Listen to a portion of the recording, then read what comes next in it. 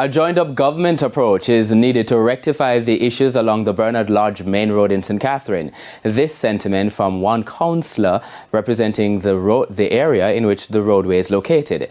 It comes as poor light, no signage and speeding are being blamed for what motorists say is a long-standing issue: stray horses causing multiple accidents.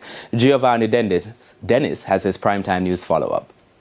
Easy to see and avoid at daytime, but at nights it's a challenge for motorists. It's more worse at night because you can't see them. In the day when you see me, you signal the driver them and say, slow down, ass out this road. I saw some of my man will say, but tonight now, a black ass they don't say, you can't see me at night. So someone needs to go on board this car, somebody are going to lose them life. With 4 persons injured, 3 horses dead, and 14 damaged vehicles after a bizarre accident with stray horses, the political representative for the area is speaking up. Councillor for the Greater Portmore North Division, Gary Nicholson, concedes it's a long-standing issue caused by several factors. What has contributed to the accident is that there is a lack of signage to say careful. The lighting is very poor, and I may say no light at all. And the speeding along the thoroughfare has caused this. And now he says he will be taking steps to have the issue rectified. What we intend to do is to erect some signs to warn motoring public that be on the lookout for loose horses.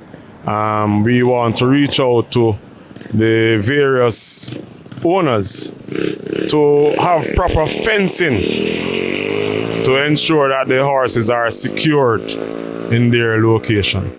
The area in Bernard Lodge where Friday's incident happened is unique in that it has multiple political representatives and is shared by 2 municipal corporations. Mr. Nicholson therefore wants a joined-up approach to address it. It is the roadway, the thoroughfare that we are discussing, and so signage should be the responsibility of the municipality.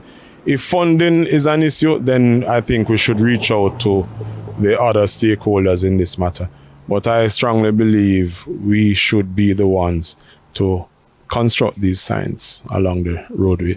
The lack of lighting on the road is also concerning. Residents will complain that they can't get any taxi, they can't get a bus. No one wants to come here to drop them off because there's no lighting, and it's out of fear. When you reach out to JPS, it's a different story.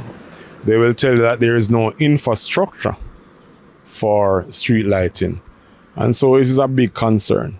Taxi operators are demanding something be done to help them with costs associated with accidents like these. And it happen over and over. When they ask them run out on the driver, them run here. And when it happen, you don't get no justice. Because when you check, no one's the one who won the ask them. And most of the time, people always get injured and you carry them. Because you know, say, I ask that. And your vehicle mash up. And when you check, every man I tell you, say, I don't feed them ass. And you're on your own with your vehicle. And most of the time, the passenger pressure you as the driver. Because your car, them get injured now.